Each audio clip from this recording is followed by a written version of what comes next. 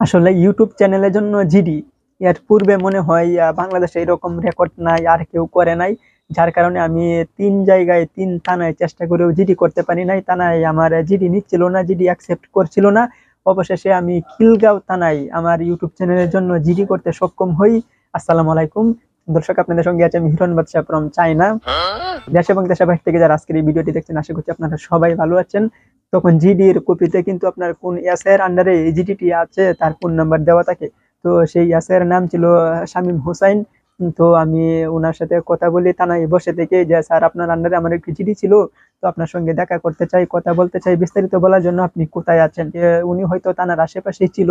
উনি আমাকে বললো আপনি বসেন, আধা ঘন্টার মধ্যে আমি আসতেছি।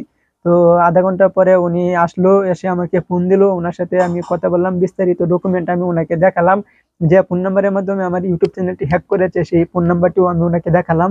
তো তখন উনি আমাকে বললো, ছোট ভাই এখন তো দেশের পরিস্থিতি খারাপ, তো তোমার কাজ হবে, একটু সময় লাগবে, ১-২ মাস সময় লাগবে, আমাকে একটু সময় দিতে হবে, তোমার কাজ হবে। তো আমি বললাম ঠিক আছে স্যার, আপনার আমারও ধৈর্য আছে, হাতে অনেক সময় আছে। তো আমি কিন্তু কন্টিনিউ প্রতি সপ্তাহ সপ্তাহ একবার করে আপনাকে কল করব, কল করে আপনাকে মনে করিয়ে দিব। তো আপনাদের হাতে তো প্রচুর কাজ থাকে, আপনারা তো খুবই ব্যস্ত মানুষ, ভুলে যেতে পারেন। এই জন্য আমি প্রতি সপ্তাহ অন্তত একবার একবার আপনাকে ফোন করব, আপনাকে স্মরণ করব। তো আপনি স্যার আমার কাজটা প্লিজ করে দিবেন।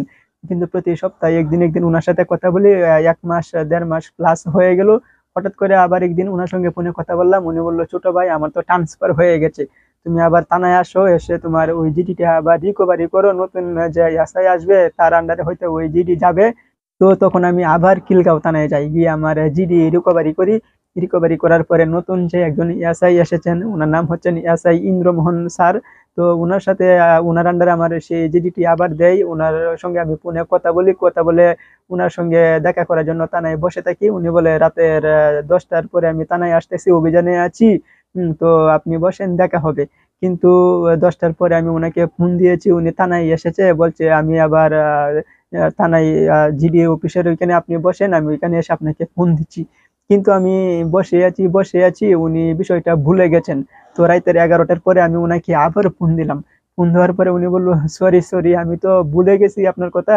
আচ্ছা আমি নিচে আসতেছি, এসে আপনার সঙ্গে দেখা করতেছি। তো তারপরে নিচে আসলো, নিচে এসে উনি আমার সঙ্গে দেখা করলো, আমি বিস্তারিত ডিটেলসে উনাকে দেখালাম, বললাম। তো যে নাম্বার ব্যবহার করে আমার ইউটিউব চ্যানেল হ্যাক করেছে সেই নাম্বারটি উনাকে দিলাম।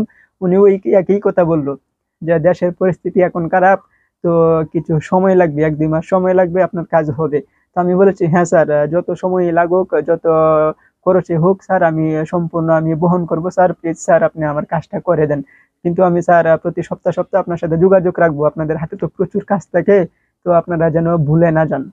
তারপরে আমি ওই আশাই ইন্দ্রমোহন স্যারের সাথে প্রতি সপ্তাহে একদিন একদিন যোগাযোগ রাখতাম। তো ওই স্যারের বিভিন্ন প্রসেসিং এর মাধ্যমে আমার জিডির কাগজপত্রগুলা সাইবার ক্রাইমে পাঠায়। তো সেই জায়গায় বিভিন্ন প্রসেসিং এর মাধ্যমে, সিআইডির মাধ্যমে, সিআইডি ফরেনসিক ল্যাবের মাধ্যমে তখন তারা সেই ফোন নাম্বারের ডিটেলস বের করতে সক্ষম হয়। তো স্যারের ফোন নাম্বারের ডিটেলস বের করার পরে আমাকে আবার থানায় ডাকে আমাকে বলে যে দেখো, তোমার ফোন নাম্বারের ডিটেলস বের হয়েছে, ওই ব্যক্তিকে চিনো কিনা। তো যে ফোন নাম্বারের ডিটেলস আমাকে দেখালো, ওই ব্যক্তির চেহারা নাম দেখে আমি তখন অবাক।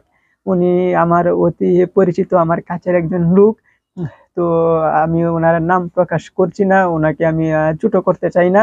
তো উনি কাজের ক্ষেত্রে বিভিন্ন সময় আমার মোবাইল আমার হাত থেকে উনি নিত, বলতো বিভিন্ন জায়গায় বিভিন্ন কাজের জন্য কল দিতে হয়, ওনার ফোনে টাকা নাই, বিভিন্ন সময় উনি আমার হাত থেকে আমার ফোন নিত, নিয়ে বলতো দেব তো, এক জায়গায় ফোন দেই। তো এইভাবেই কোন এক কৌশলে সে আমার হাত থেকে মোবাইল নেয়, নেওয়ার পরে সে নিজেই জিমেল আইডিতে ঢুকে সমস্ত কিছু তার অ্যাক্সেস করে নেয়। এমনকি আমার ফোন যেহেতু তার হাতে ছিল, তো আমার জিমেল আইডি চেঞ্জ করার সময় যত পাসওয়ার্ড আমার ফোনে এসেছে সমস্ত কিন্তু সে অনায়াসে পেয়ে গেছে।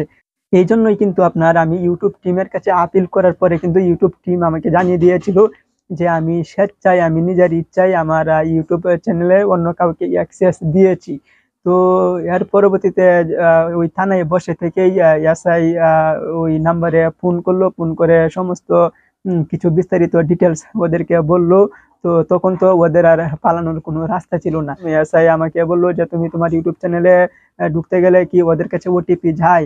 আমি বললাম হ্যাঁ স্যার ওটিপি যায়। তখন বললো ঠিক আছে আমি ওদের সাথে কথা বলছি, ওরা যদি ওটিপি দেয় তাহলে তুমি তোমার ইউটিউব চ্যানেলে এখনই লগ ইন করো। তো তারপরে আমি আমার ইউটিউব চ্যানেলে লগ ইন করি, ওটিপি অপশনে যাই, ওই ফোন নাম্বারে ওটিপি যায়। ওরা আমার পুলিশকে ফোনের মাধ্যমে ওটিপি দেয়। এর পরবর্তীতে আমি আমার ইউটিউব চ্যানেল ফেরত পাই। ইউটিউব চ্যানেল ফেরত পাওয়ার পরেও কিছু সমস্যা ছিল। আমার ইউটিউব চ্যানেলের সমস্ত ডলার তারা জিরো জিরো করে দিয়েছিল।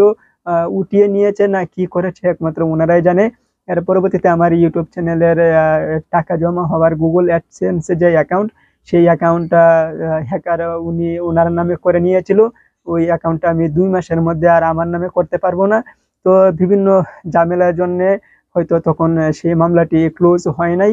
এর পরবর্তীতে আবার তাদেরকে থানায় ডাকার কথা বলে আসে।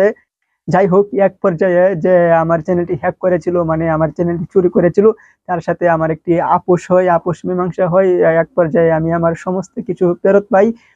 দর্শক, এই ভিডিওটি থেকে আপনারা এইটাই বুঝতে পারেন যে একটি চ্যানেল, আপনার যে কোনো চ্যানেল, যে কোনো আইডি, ফেসবুক পেজ, আপনার যে কোনো ব্যাংকিং অ্যাকাউন্ট, রাজ বাংলা, বিকাশ, রকেট, সমস্ত কিছু কিভাবে হ্যাক হতে পারে।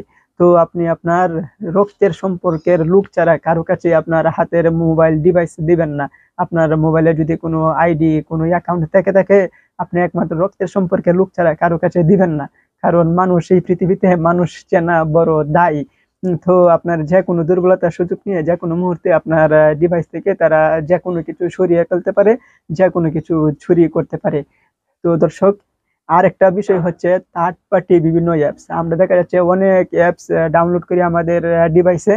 তো বিভিন্ন অ্যাপস থেকে থার্ড পার্টি অ্যাপস, এই সমস্ত অ্যাপস হ্যাকাররা ক্রিয়েট করে, তারা ওয়েবসাইট তৈরি করে। সেই অ্যাপসে যদি আমরা ডাউনলোড করি, তাহলে কিন্তু আমাদেরকে বিভিন্ন জিমেলের মাধ্যমে লগ ইন করতে বলে বা ফেসবুকের মাধ্যমে লগ ইন করতে বলে। আমরা যখন লগ ইন করি জিমেল দিয়ে বা ফেসবুক দিয়ে, তখন কিন্তু এই অ্যাপসটা যে হ্যাকার তৈরি করেছে তার কাছে কিন্তু আমাদের জিমেল আইডির সমস্ত ডকুমেন্ট চলে যায়। ওইভাবেও কিন্তু তারা আমাদের একটি চ্যানেল হ্যাক করতে পারে। তো দর্শক, আশা করি পুরো ভিডিওটি দেখার পরে আপনাদের মধ্যে একটি ধারণা হয়েছে তো কিভাবে একটি ইউটিউব চ্যানেল হ্যাক হতে পারে। আর আপনার মধ্যে যদি অদম্য পরিশ্রম করার মন মানসিকতা থাকে, আসলে আমি কিন্তু 3.5 মাস পুলিশের পেছনে সময় দিয়েছি, শ্রম দিয়েছি।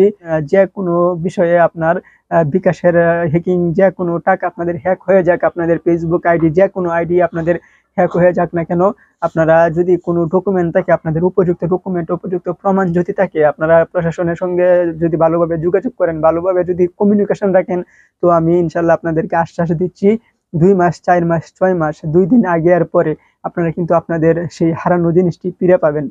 তো দর্শক, দেখা হবে নতুন কোনো ভিডিওতে। ততক্ষণে সবাই ভালো থাকবেন, সুস্থ থাকবেন, নিরাপদে থাকবেন। আর হ্যাঁ, অন্য কেউ নিরাপদে রাখবেন। আল্লাহ হাফেজ।